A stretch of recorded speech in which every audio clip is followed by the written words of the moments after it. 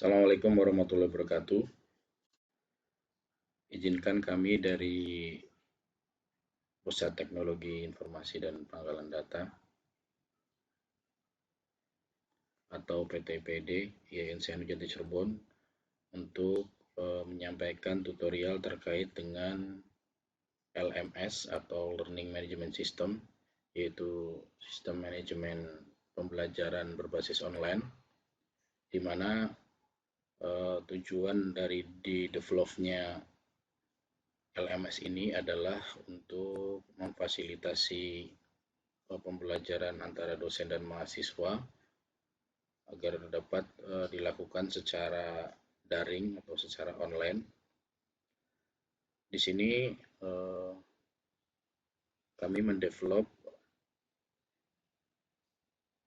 LMS ini dengan platform berbasis Moodle, di mana platform Moodle ini adalah platform LMS yang sangat populer, di mana platform ini memungkinkan dosen untuk mengupload beberapa bahan ajar, kemudian bisa menambahkan tugas atau kuis, kemudian bisa melakukan pembimbingan,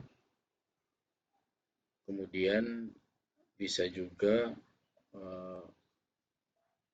dilakukan video conference atau web conference. Kemudian dari sisi mahasiswa di sini bisa mengakses mata kuliah yang sudah di-upload dosen, kemudian juga bisa juga digunakan untuk mengambil kredit mata kuliah online. Kemudian bisa melakukan diskusi jarak jauh dengan dosen yang bersangkutan. Kemudian juga platform ini bisa digunakan juga untuk fasilitas training ataupun web conference. Kemudian platform ini mobile friendly ya. Jadi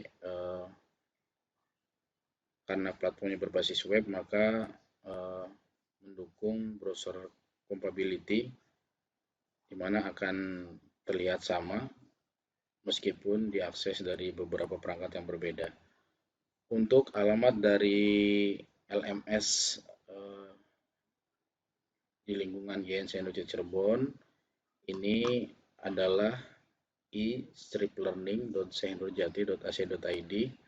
Jadi Bapak Ibu bisa mengunjungi alamat tersebut, kemudian nanti Bapak Ibu bisa login, atau jika Bapak Ibu sering masuk ke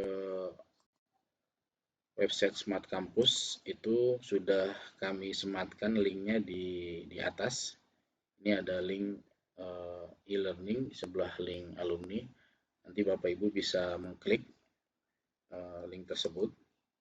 Nanti kemudian akan diarahkan ke alamat e-learning.syenurjati.ac.id. Nah, pada tutorial kali ini akan dibatasi dua tema besar, yaitu yang pertama adalah manajemen user, yang kedua adalah pengenalan fitur-fitur yang ada di platform LMS ini.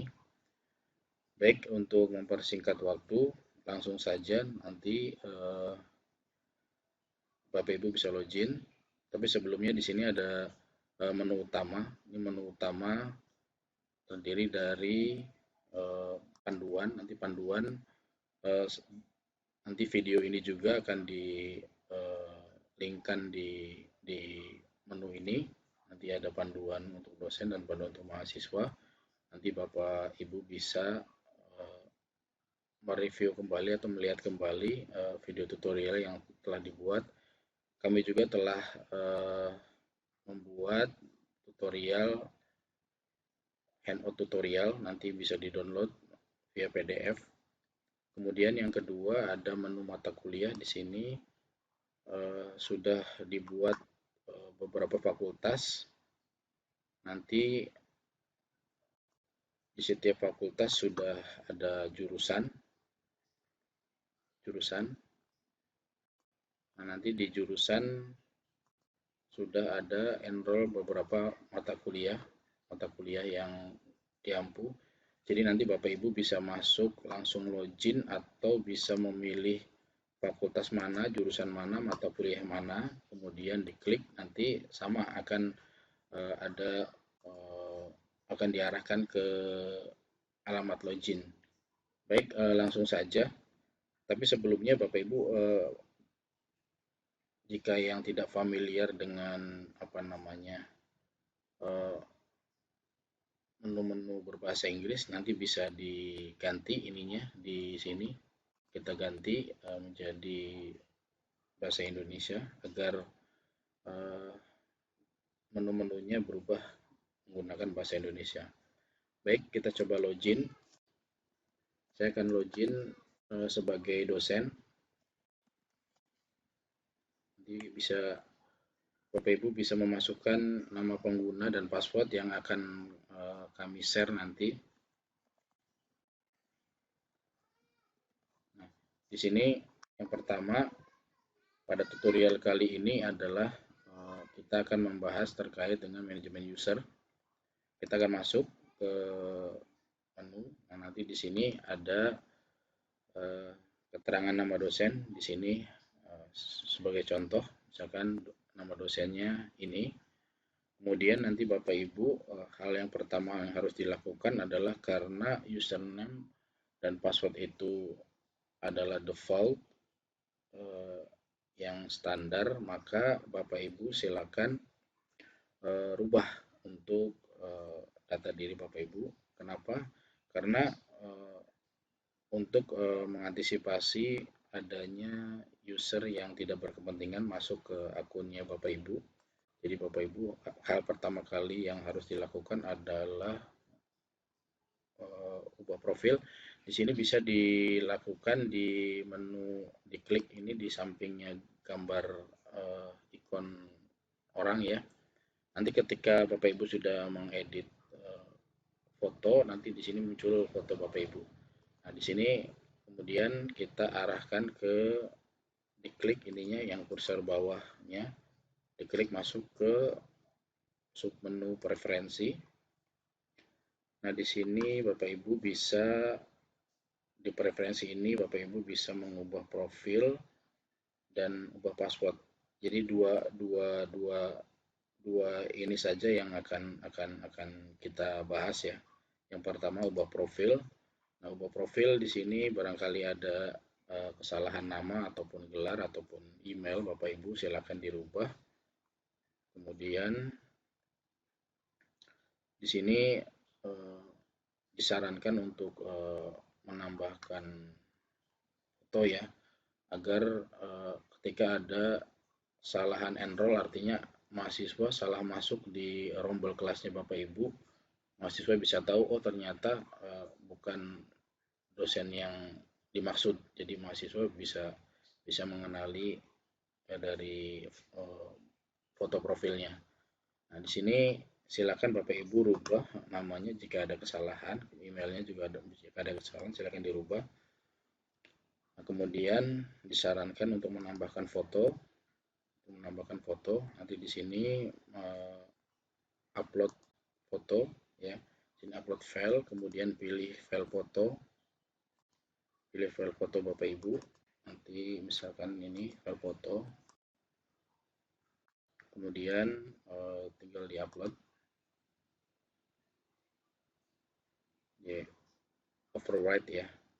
Jadi ini diklik. Ini fotonya double 2 kali. Oke. Kemudian perbaharui profil. Perbaharui profil.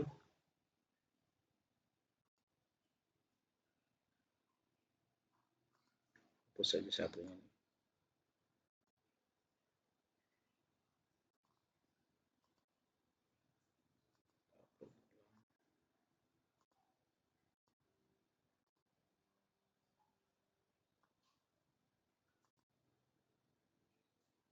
Oke, nah nanti kalau sudah berhasil, nanti fotonya akan muncul di sini ya. Kemudian yang kedua adalah yang terpenting di manajemen user ini adalah mengubah password. Di sini passwordnya yang sudah diberikan itu harus dirubah agar tidak ada user yang tidak berkepentingan masuk di akun Bapak Ibu. Karena ini sifatnya private ya. Karena nanti Bapak Ibu untuk di LMS ini akan di-create berdasarkan rombel kelas. Misalkan contoh salah satu dosen mengajar statistika kelas semester 2 ABCD, maka nanti di keterangan course atau kursus yang diikutinya nanti ada 4 rombel kelas. Ini untuk mengantisipasi adanya kan ada jadwal ya, jadwal sesuai dengan jadwal. Misalkan kelas statistika kelas semester 2A itu pada hari Senin, nanti hanya mahasiswa dalam rombel itu saja yang pada hari Senin itu melakukan perkuliahan online seperti itu. Jadi nanti akan kami enroll berdasarkan rombel kelas mata kuliah. Nah, ini password barunya silakan dirubah.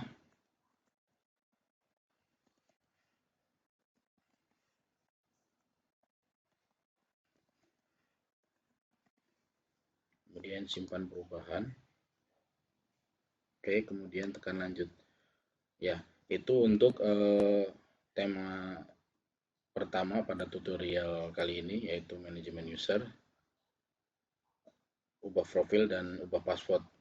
Kemudian tema yang kedua pada tutorial kali ini adalah saya akan mencoba memperkenalkan fitur-fitur dari platform LMS ini.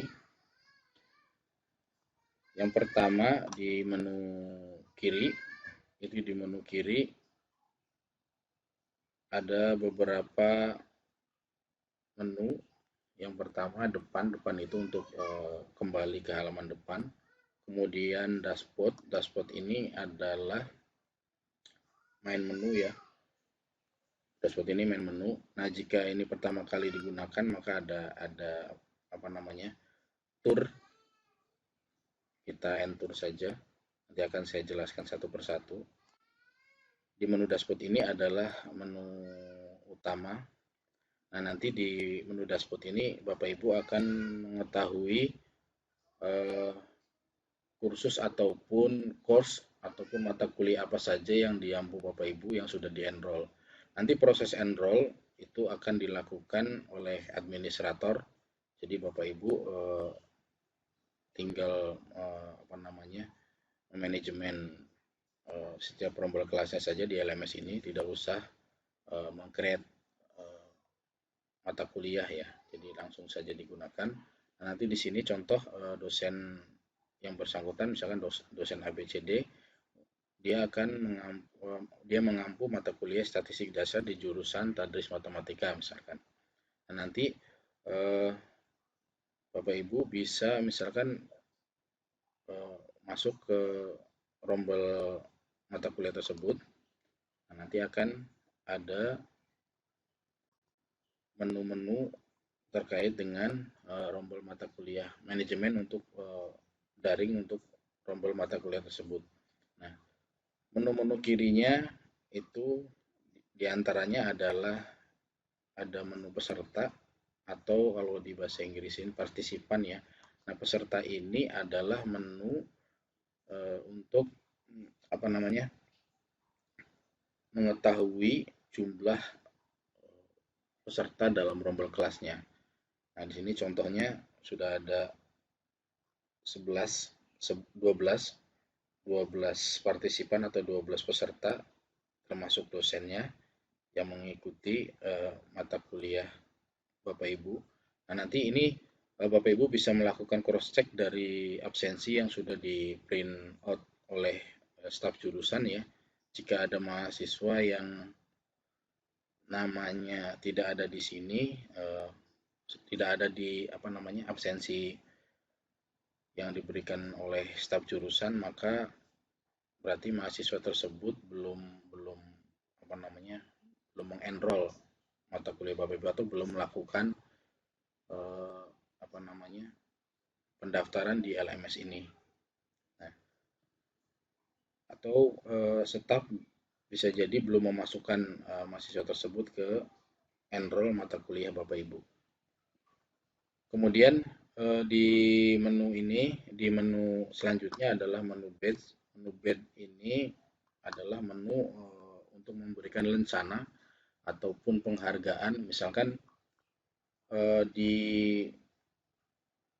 pada saat UTS, misalkan ada mahasiswa yang nilainya tertinggi, untuk memotivasi mahasiswa-mahasiswa yang lain di rombel tersebut, maka Bapak Ibu bisa menambahkan lencana atau badge, misalkan di sini menambahkan badge.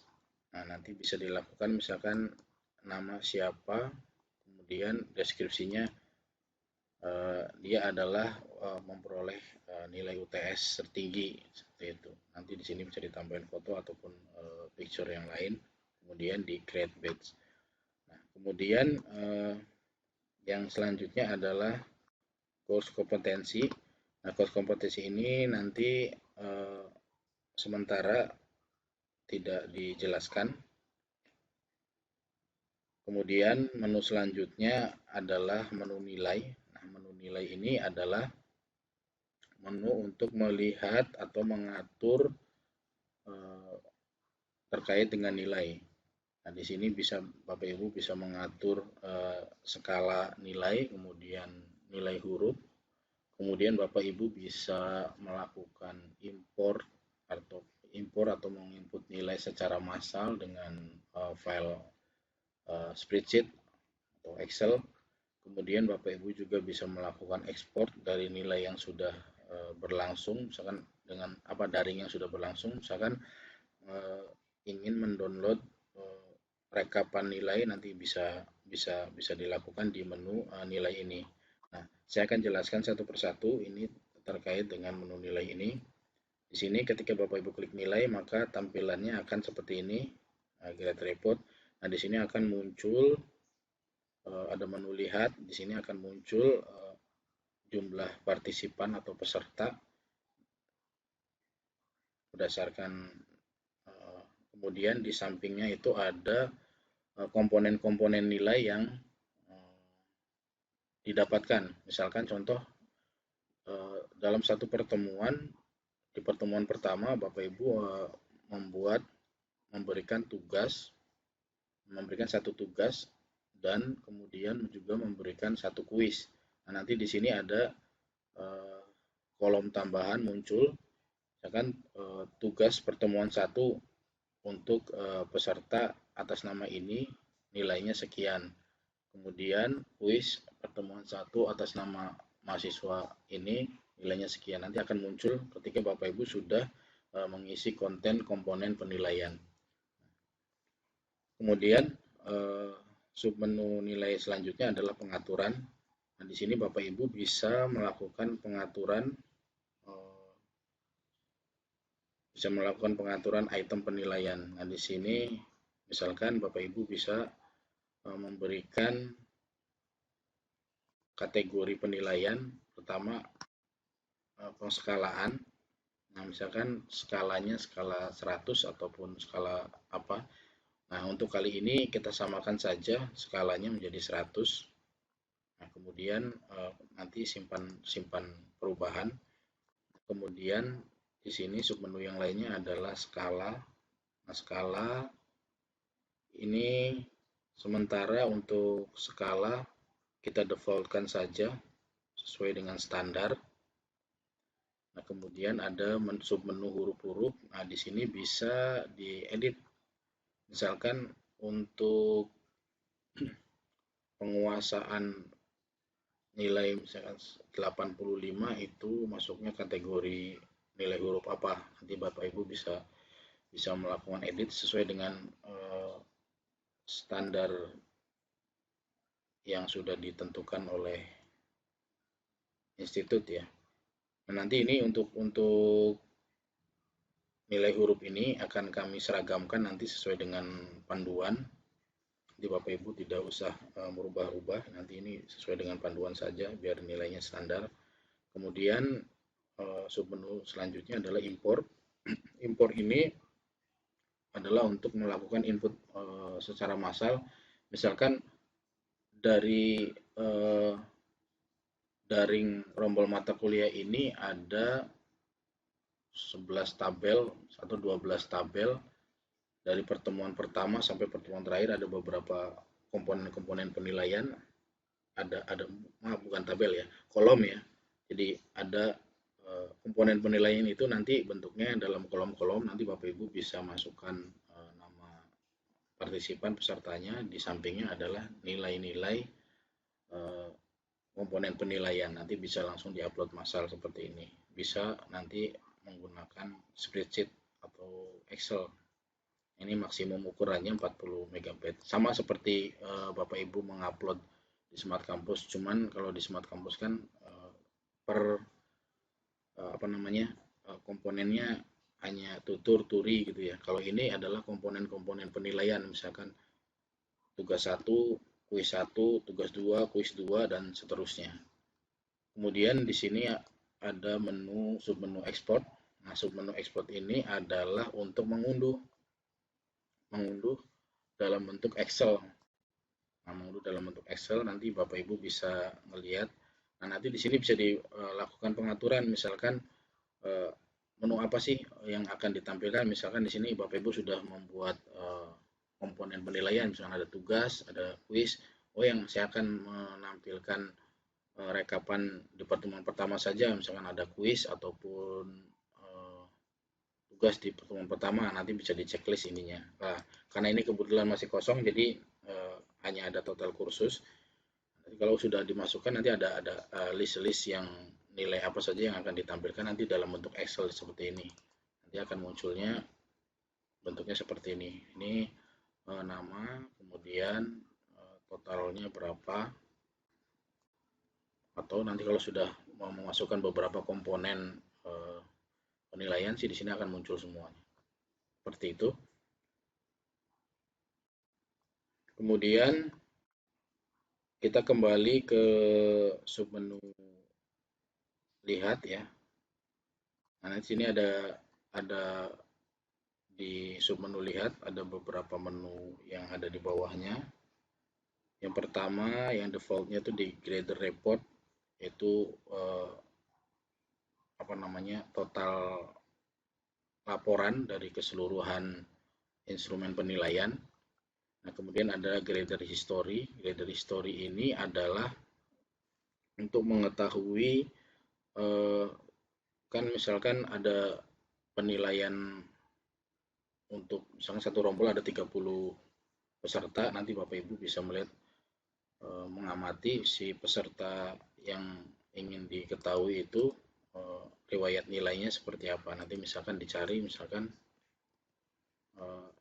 ini mahasiswa ini dia sudah menuntaskan berapa mata kuliah misalkan, nanti bisa dicari di sini atas nama siapa, nanti bisa dicari, kemudian riwayat nilainya seperti apa. Kemudian ini adalah outcome report. Nah, nanti kalau sudah ada komponen penilaian yang sudah berlangsung, nanti di sini ada namanya siapa, rata-rata nilainya berapa, kemudian aktivitasnya juga bisa dilihat. Jadi mahasiswa tersebut tuh ternyata hanya berapa persen dia mengakses LMS ini, misalkan di sini hanya 2% atau 5%, berarti mahasiswa tersebut hanya login kemudian keluar lagi gitu. Kemudian sini ada rata-rata aktivitasnya, kemudian nanti ada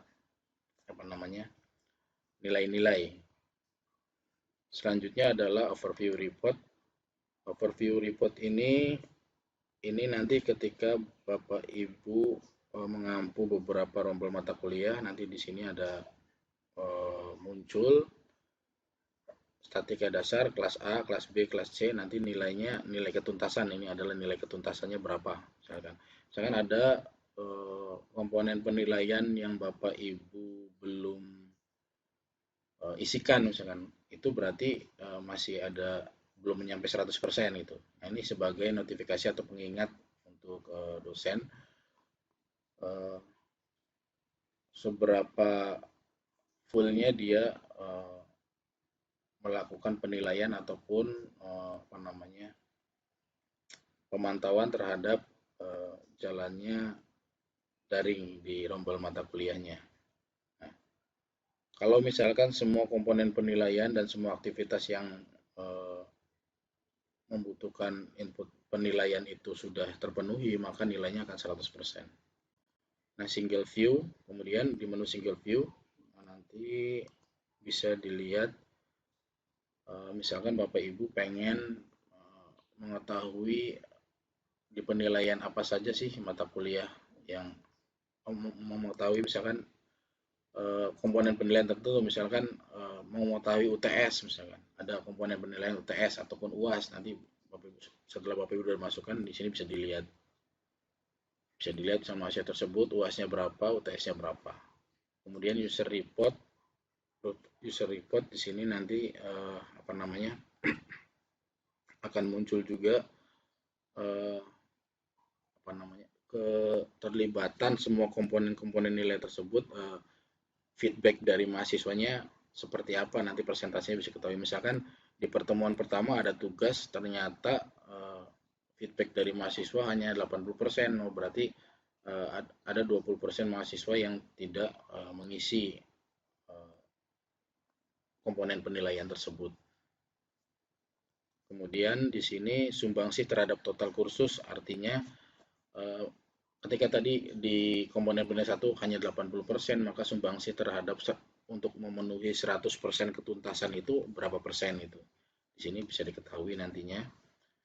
Nah, nanti ketika Bapak Ibu sudah mengisi konten-kontennya, nanti di sini akan muncul semua berapa persentase dari setiap peserta atau partisipan. Nah, untuk mengisi kontennya ada nanti di tutorial selanjutnya. Kemudian kita akan lanjut di menu utamanya lagi, yaitu menu general. Nah, menu general ini adalah menu untuk mengisi konten, pembelajaran. Nah, di sini misalkan saya klik menu general, kemudian di sini akan ada judul rombel mata kuliahnya, misalkan statika dasar kelas A, misalkan. Kemudian di sini ada default judul. Nah, default judul biasanya untuk announcement ini biasanya untuk bisa dirubah, misalkan rencana pembelajaran semester, misalkan rencana pembelajaran semester. Nah, nanti topik-topik ini sebagai misalkan pertemuan 1, pertemuan kedua, pertemuan ketiga, selanjutnya terus UTS, pertemuan selanjutnya kemudian UAS. Nah, ini topik-topik bisa nanti bisa dijadikan itu. Nah, untuk memasukkan konten, ketika Bapak Ibu sudah mengklik menu general ini, untuk memasukkan konten, terlebih dahulu yang harus dilakukan adalah mengklik ikon JIR yang ada di kanan atas ya, kemudian hidupkan mode ubah. Kalau Bapak Ibu tidak menghidupkan mode ubah, ini tidak bisa dirubah, ini tidak bisa diapa-apain di manajemen lah. Bapak Ibu klik hidupkan mode ubah, nanti akan muncul di setiap judulnya itu ada ikon pensil. Ada ikon pensil. Nanti di sini Bapak Ibu misalkan mengedit misalkan rencana pembelajaran semester.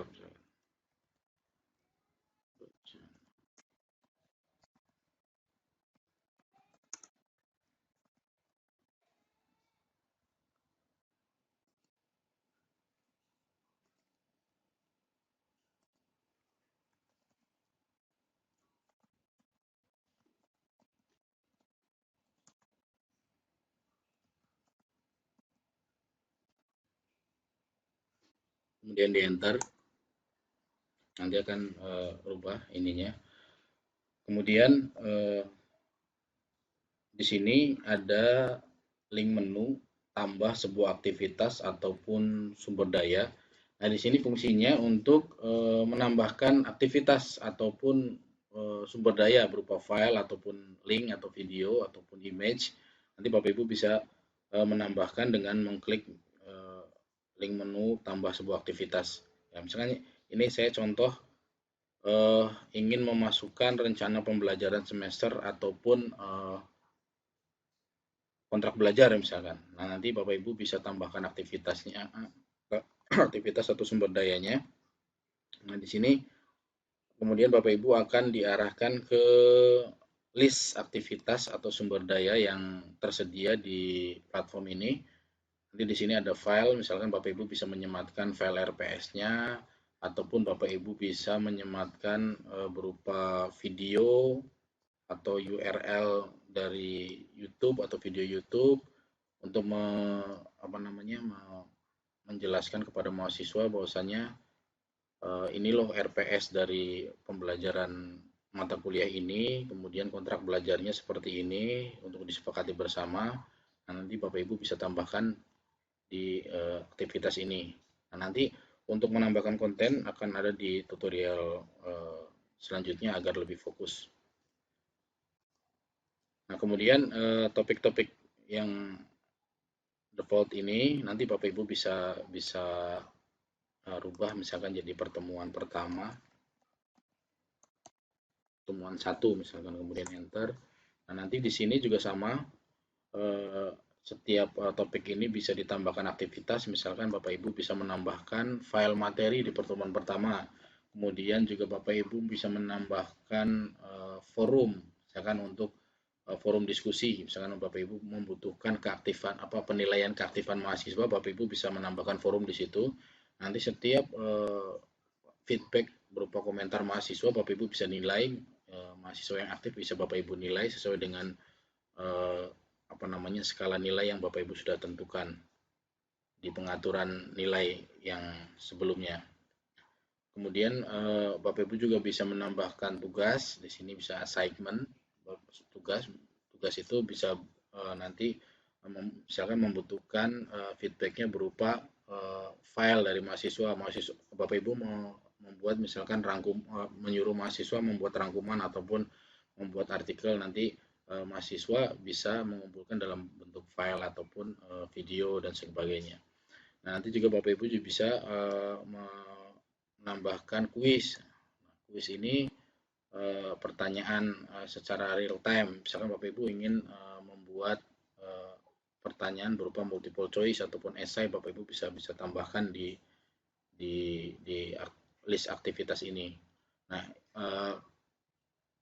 untuk UTS juga Bapak Ibu bisa menambahkan konten soal-soalnya di sini.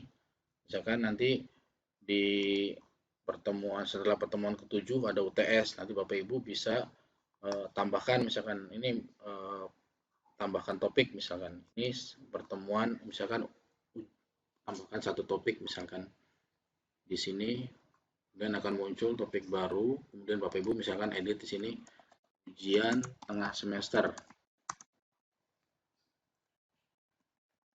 Nah, nanti kontennya apa? Nah, kontennya nanti Bapak Ibu misalkan bentuknya kuis. Nah, bentuknya kuis ataupun misalkan bentuknya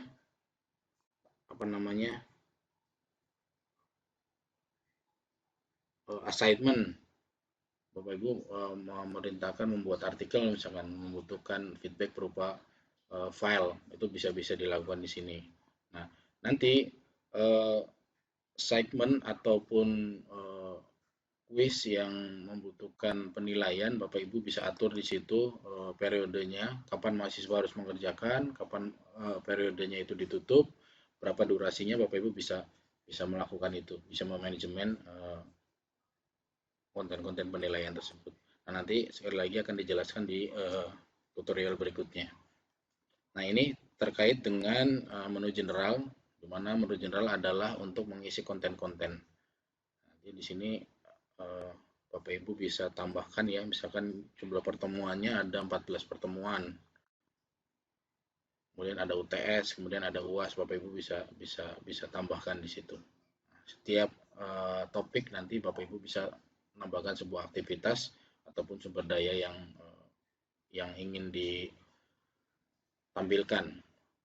Nah, sebelumnya untuk mengisi konten nanti pada tutorial berikutnya Bapak Ibu harus mempersiapkan konten-konten materinya. Misalkan materi-materi untuk setiap pertemuan berupa file PowerPoint, doc ataupun PDF. Kemudian juga Bapak Ibu harus mempersiapkan soal-soal misalkan untuk setiap pertemuan harus ada kuis, maka Bapak Ibu harus menyiapkan kuisnya supaya nanti di tutorial selanjutnya kita bisa langsung dipraktekkan untuk mengisi konten pembelajaran seperti itu. Kemudian lanjut di menu berikutnya adalah menu kalender. Nah, menu kalender ini adalah untuk memberikan notifikasi. Misalkan contoh di tanggal 30 Juni misalkan Bapak Ibu ada pertemuan pertama.